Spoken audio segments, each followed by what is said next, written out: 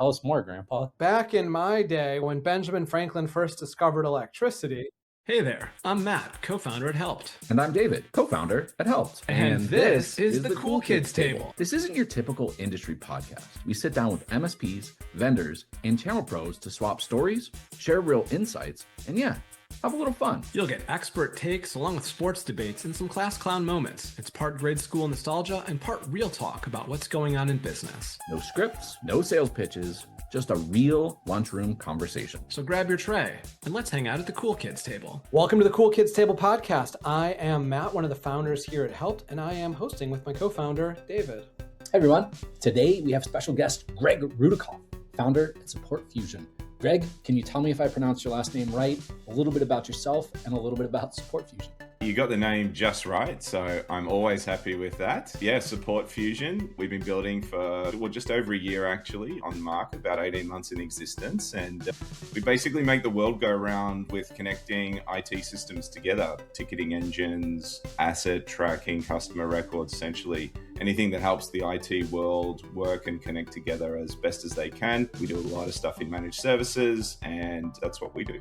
I'm trying to place the accent. Is it Texas that you're from? Yeah, a little further south. I'm from Melbourne, Australia. I've spent pretty much all of my life here except for 1 year in London. That's totally what threw me. I don't know if it's a little bit different when you're growing up in Australia. In America, people, at least our generation, mine and David's, fall into cliques. When you were in high school, were you sitting at one particular table? Yeah, I mean, of course. I was absolutely not in the sports, in the class clowns. You can probably guess where I was. I was with people who were very familiar to me, and we ate outside. We didn't have cafeterias, we didn't have that sort of thing. But my crew, we ate our lunch as fast as we possibly could so we could get into the lab and play games. And what were you playing back then? There was a whole bunch of cool little games that were sort of school approved. So I think there was one called like Micro Machines, which was like little miniature car racing on tabletops. And after hours, we got to play a little bit more sort of first person shooters and, strategy games when we could. So when I was in grade school, there was a school approved game, that's a good way to phrase it, called Oregon Trail. And I feel like that was a game that a lot of kids in America played when they were at that age. Have you ever heard of or played Oregon Trail? No, I haven't, but it reminded me, one of the first games that I was exposed to. It was a purely text-based game, as you can imagine. I think it's called Goldfields, and it was about the gold rush here locally. And essentially, you would, like any text-based adventure game, you would say, walk up trail, pick up bucket, sift through dirt, and you'd find your way to your riches. That sounds perfect. I'd love to play that one. So how many times do you get a shrimp on the Barbie joke? So we don't call them shrimp, we call them prawns. Is Crocodile Dundee like a national treasure? They were tremendous movies. That was part of my childhood. All right, Greg, do you have any idea what we're going to do today? Very little. I heard the word Jeopardy, and to be honest, I don't really understand even how Jeopardy works. I'll do my best. All right, which one do you want to start with? Let's do Jock, something I definitely associate with in every possible way. You worked inside organizations like Goldman Sachs and KPMG before building Support Fusion. What did those experiences teach you that most MSP founders never get to see firsthand? These are what I would call enterprises. It taught me the significance of scale and importance of how big businesses work. And I think MSP founders don't get to experience that. A lot of MSPs grow from the smallest of sizes, techs banding together and creating businesses. And MSPs get to be enterprise facing much later. I'm kind of coming from the other sense and saying this is where it begins. I'm thinking about the fact that you worked at somebody like a Goldman Sachs or KPMG, these massive organizations. Yeah. When you say, hey, scale is what I've experienced because you're in something that was built to scale and then scaled. And then you're working with a bunch of MSPs that maybe are thinking about scaling, but that's an afterthought.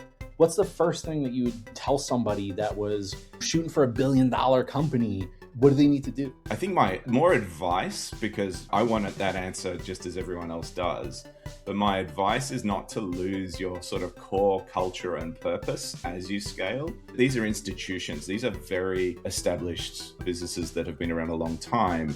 I think if you keep your purpose close and you keep your sort of vision close, you won't feel as much of the bureaucracy that comes with large organizations and some of the things that slow you down and the red tape, and you actually can build and hope to build a sort of culture that keeps multiplying what you always set out to do. And so I like the idea of not losing sight of the sort of scrappiness and the hustle of a smaller organization as you grow. I think it's the saddest thing you lose when businesses get bigger. So to keep that as long as possible. Act big, get big, act bigger, right? Bigger. Like keep your soul, know why you're doing it so that you can maintain what makes you big as you get bigger.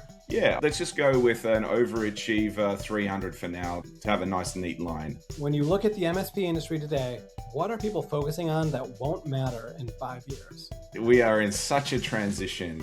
This is such a tough question because I think we have both more uncertainty than ever and sort of more certainty than ever. I don't think the AI wave is a fad. It's systemic and fundamentally changing everything we do. It's not just another iteration of technology. But if I look at the MSP industry, MSP is also such a spectrum. There are such small MSPs and such large MSPs.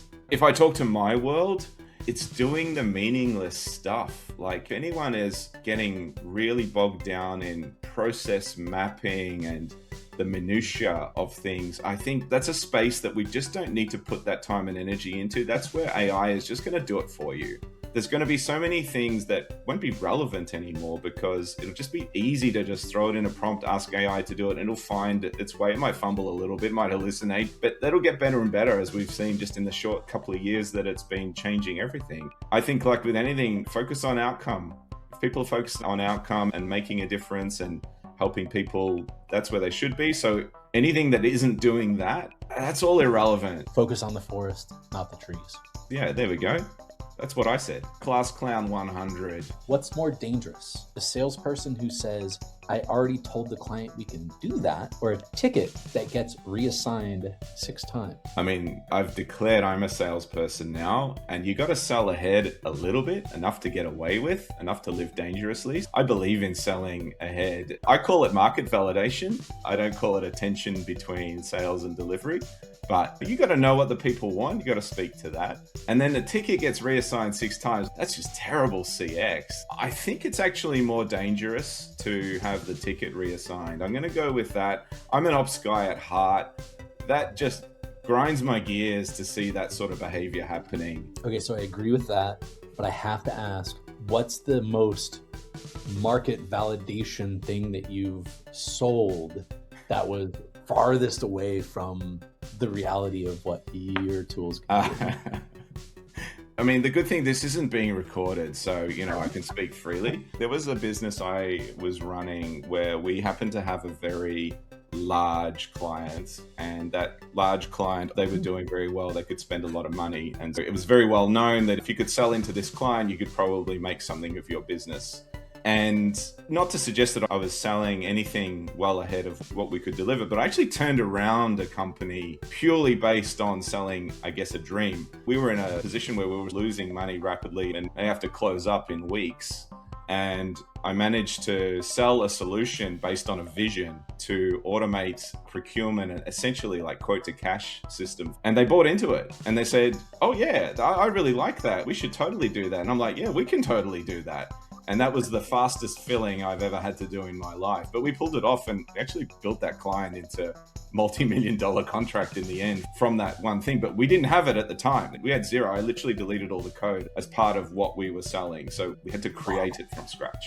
That's a success story. Wild and dangerous, but it sounds good. I'm going to feel like the overachiever 500. What's a problem in the MSP industry that's becoming more important while nobody is paying attention to it? Oh, why did I pick this? This is the sort of territory that we all wish we had visibility into. I'm going to speak to a little bit of my experience and where I'm building right now. And it's amazing the amount of like MSPs we speak to. And we work in integration. It's not a particularly amazing high-tech concept. Integration has been around a long while. It still kind of shocks me how much manual handling is just going on in businesses that hasn't been weeded out. There are people employed in organizations who literally copy and paste updates from one system to another as a full-time job in 2026. I talk to probably larger scale MSPs than smaller MSPs, right? And certainly MSPs are really good at automating a lot of stuff. So it's probably the ones that have grown and they've got a bit more people behind them and they can afford to do this. Smaller MSPs can't. Everyone's got to work hard. But there is this patch in the larger scale where still efficiency is quite unaddressed. And I think it's an incredible amount of like manual stuff. I liken it to the plumber whose toilet doesn't flush, right? You kind of sell this idea of technology and business innovation at one hand, and then you look behind the four walls and you wonder, what are they listening to? Maybe it's just a classic case of we'll sell one thing, but do we actually preach it is another. I'm with you. It's inefficiency. It's the scale thing, right? You got to build the scale, and any time that you're wasting time is bad. Payback period. Any sort of investment you're making, you need to know how soon you're going to get it back. Yeah. I think we have time for one more question here. Okay, let me go back over to Jock and let's do the 200. It was too tough. He's scaling back now. MSPs talk a lot about winning enterprise clients. What part of the matchup do they consistently underestimate before they get to the pitch? I love this subject. Does that mean that they want to? Does that mean that they are nailing them? I feel that they're not quite, and I feel that a lot of MSPs don't actually go for enterprise clients when they should be. The thing that I love about so many MSPs is that they're built from absolute specialists in a particular subject matter. That's why they've maybe even branched out and started a business of their own. And they're incredibly nimble and able to move fast. And that is actually just a joy coming as an enterprise customer saying, I don't want to talk to multinational integrators. If I can get a really tight team that does something really, really well, I'm more than happy to engage them. The bit that I think they don't really appreciate is how to position themselves for the vendor management and the onboarding of enterprise expectations. Enterprises don't just accept that someone's just going to tap into a system and start working on it, right? There is a lot of gates, there's a lot of process, but it's doable and the deals are worth it. That's what I keep saying. Don't be afraid of enterprise. The prize is definitely higher. And if you can have a few people working on enterprise deals, you should, but you just got to realize that the deal cycle takes months and that is normal. You got to realize that they're going to run you through cybersecurity, through assessment of insurances, through integration and expectations that you don't get to come along and bring all the tools. They have the tools, you've got to run them, right? And there's a bit of prep that people don't necessarily appreciate working with enterprise, what it actually takes, but I would encourage it. You told us the success story just a couple minutes ago,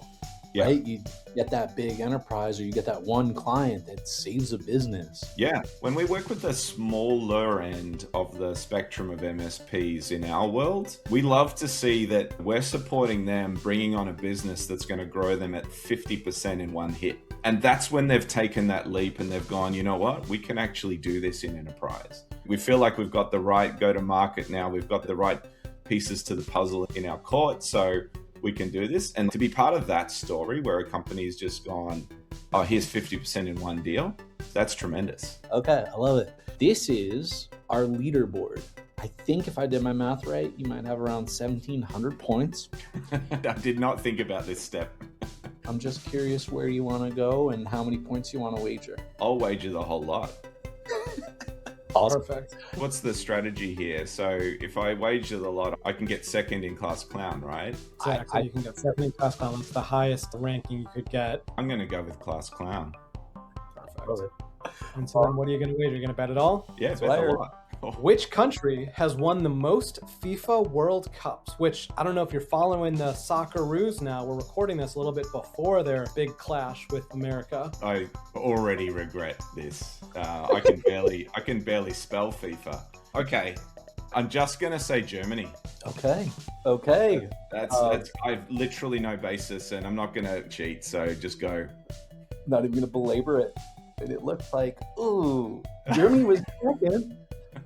Oh, well, I feel a little bit vindicated. Congratulations, you survived the lunchroom cast. You have earned your seat at the Cool Kids table. Oh, thank you. Where can our viewers find you? I'm all over LinkedIn. That's where they should go. So find Support Fusion on LinkedIn. Find me, Greg Rudakov, on LinkedIn. I spend way too long on there most days of the week, and everything we do is channeled through there. Perfect. Awesome. Well, thanks again for playing. Good fun, guys. Thank you.